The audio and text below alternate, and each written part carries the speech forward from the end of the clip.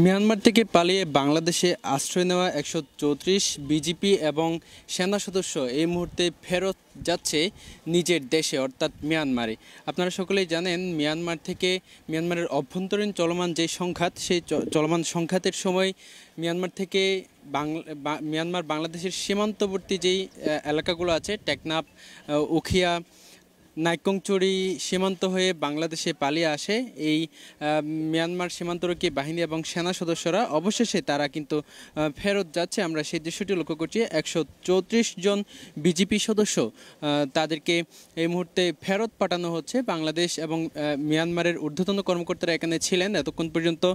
তারা সকাল ৭টার কিছু পর কক্সবাজার শহরের নুনিয়ারচড়া জেটি ঘাটে তাদেরকে নিয়ে আসা হয়। অবশেষে তাদেরকে ফেরত পাঠানো হচ্ছে। আমরা সেই দৃশ্যটি লক্ষ্য করছি। আপনারা সকলেই জানেন বাংলাদেশি ৪৫ জন যেই মিয়ানমারের কারাগারে দীর্ঘদিন ধরে কারাভোগ করছিলেন সেই ৪৫ জনকে বাংলাদেশে নিয়ে আসা হয়েছে। পাশাপাশি ১৩৪ জন বিজিপি এবং সেনা সদস্য যারা বাংলাদেশে দীর্ঘদিন ধরে অবস্থান করছিলেন তারা ২৫ এপ্রিল থেকে ৫ মে পর্যন্ত কয়েক দফায় বাংলাদেশে আশ্রয় নেওয়ার জন্য প্রবেশ করেন এবং তাদেরকে অবশেষে ফেরত পাঠানো হচ্ছে। আপনারা আরও জানেন এর আগে ২৫ এপ্রিল দ্বিতীয় দফায় বাংলাদেশে আশ্রয় নেওয়া ২৮৮ জন বিজিপি ও সেনা সদস্য মিয়ানমার ফেরত গিয়েছিল। সেবারে মিয়ানমার থেকে কারাভোগ শেষে বাংলাদেশে ফিরেছিলেন ১৭৩ জন বাংলাদেশি। এছাড়া তারও আগে ১৫ই ফেব্রুয়ারি বাংলাদেশে আশ্রয় নেওয়া ৩৩০ জন মিয়ানমার সীমান্তরক্ষী বাহিনী বিজিপি সেনা ও কাস্টমস কর্মকর্তাকে তাদের দেশে অর্থাৎ মিয়ানমারে ফেরত পাঠানো হয়।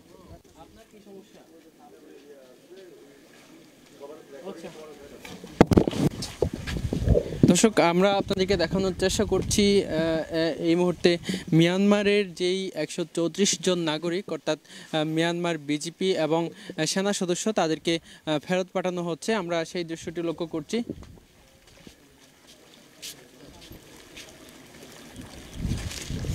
আমরা এই মুহূর্তে দেখছি টাগওয়ান যেই জাহাজ কর্ণফুলী টাগওয়ান, এই জাহাজেই মিয়ানমারের যে ১৩৪ জন নাগরিক তাদেরকে তোলা হচ্ছে এবং এই টাগওয়ান জাহাজে করেই কিন্তু মিয়ানমারের জলসীমায় মিয়ানমারের নৌবাহিনীর জাহাজ চিনডুইন অপেক্ষা করছে এবং এই জাহাজে টাগওয়ান জাহাজে করেই কিন্তু সেখানে নিয়ে যাওয়া হবে।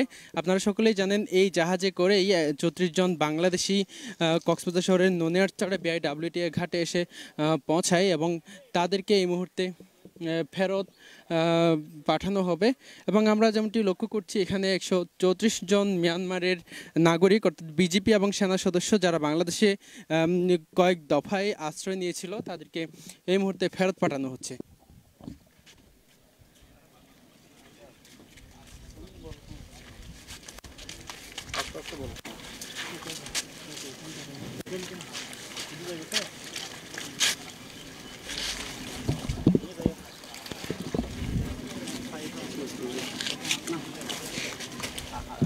দর্শক, আপনারা সকলেই দেখছেন ১৩৪ জন মিয়ানমার নাগরিক বিজিপি এবং সেনা সদস্য যারা বাংলাদেশে আশ্রয় নিয়েছিল তারা কিন্তু ফেরত যাচ্ছে। আমরা সেই দৃশ্যটি লক্ষ্য করছি। টাগওয়ান কর্ণফুলীর টাগওয়ান যেই বোটটি করে এসেছিল মিয়ানমারের জলসীমায় মিয়ানমারের নৌবাহিনীর জাহাজ চিনডুইন থেকে এবং এই মুহূর্তে তাদেরকে এই জাহাজে করে কিন্তু ফেরত নিয়ে যাওয়া হচ্ছে। আমরা সেই দৃশ্যটি লক্ষ্য করছি। সেই জাহাজেই কিন্তু তুলে দেওয়া হবে, তারপর তাদেরকে ফেরত নিয়ে যাওয়া হবে।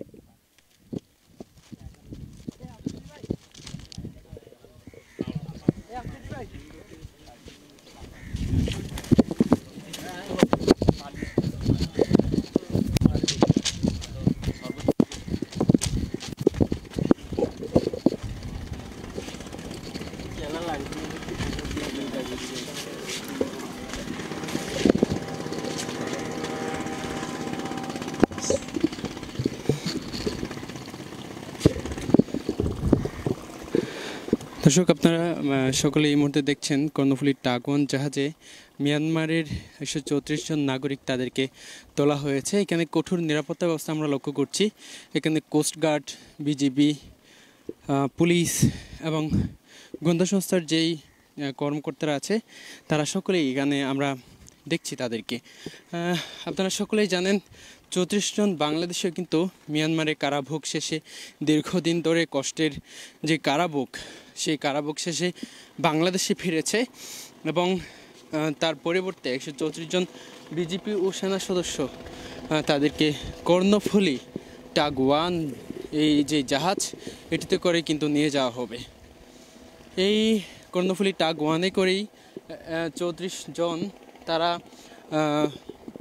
কক্সবাজারের নুনিয়ারচরে বিআরডব্লিউটিএ ঘাটে নোঙর করে এবং এই মুহূর্তে তাদেরকে ফেরত পাঠানো হচ্ছে। আমরা সেই দৃশ্যটি লক্ষ্য করছি এবং বাংলাদেশে যেই 34 জন বাসিন্দারা এখানে মিয়ানমার থেকে এসেছিল, তাদেরকে কক্সবাজারের সাংস্কৃতিক কেন্দ্রে তাদেরকে হস্তান্তর প্রক্রিয়া সেখানে শুরু হবে এবং এই মুহূর্তে এখানে লক্ষ্য করছি বাংলাদেশ অভ্যন্তরীণ নৌ পরিবহন কর্তৃপক্ষ ঘাট, অর্থাৎ বিআরডব্লিউটিএ আমরা যেটিকে বলি, এই বিআরডব্লিউটিএ ঘাট থেকে মিয়ানমারের যে 134 জন নাগরিক, সেনা এবং বিজিপি সদস্য, সীমান্তরক্ষী বাহিনী বিজিপি সদস্য, তাদেরকে জাহাজে তোলা হয়েছে, টাগ-1 জাহাজে।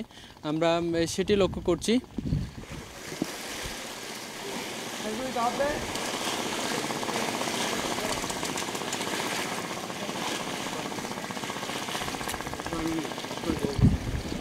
দাঁড়ান দর্শক, আমি এতক্ষণ আপনাদের সাথে ছিলাম আব্দুর রশিদ মানিক। কক্সবাজার শহরের নুনিয়ারচরের বিআরডব্লিউটিএ ঘাট থেকে একদম সকাল থেকেই ছিলাম।